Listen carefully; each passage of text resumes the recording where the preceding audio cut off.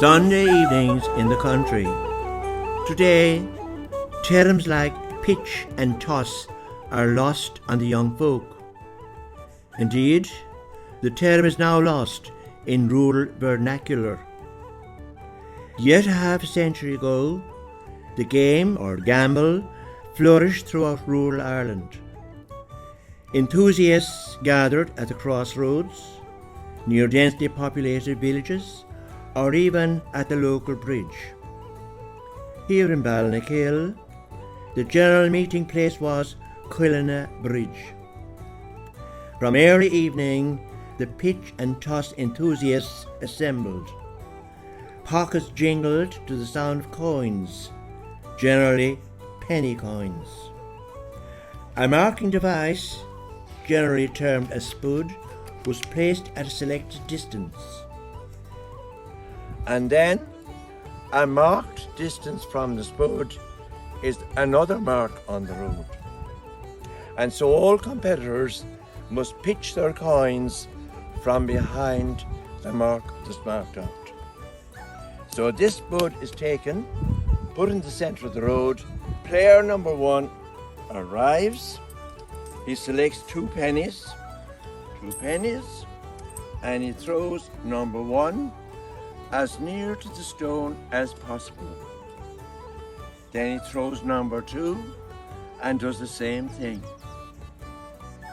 After a small consultation, the nearest to the spud is left, but player number two takes the other penny and he joins with one of his own, and he tries to outdo player number one. And then player number three comes along, takes up the penny that was farthest away. They call it a runner, and throws that one and his own. And the game continues on until all players have pitched their coins. When they've all done, they move to the spud. They look closely at the pennies around, and they pick out the nearest, the second nearest, third nearest, and so forth. Now player number one then gets a slate or a nice stone. He puts the pennies on it, usually with the heart turned up, and he pitches them all up in the air. When they come down, all faces are craned on them, because he's allowed to take those that turn up head, but the ones with heart on them must be given to player number two. And player number two does the same thing, tosses them in the air. They look around again, and he is now the master of all the heads again. The game continues like that until all the coins are exhausted.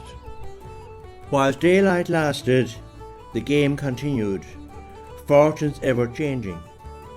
And then, as the evening heralded the approaching night, best wishes were exchanged, with the promise to return again on the following Sunday afternoon.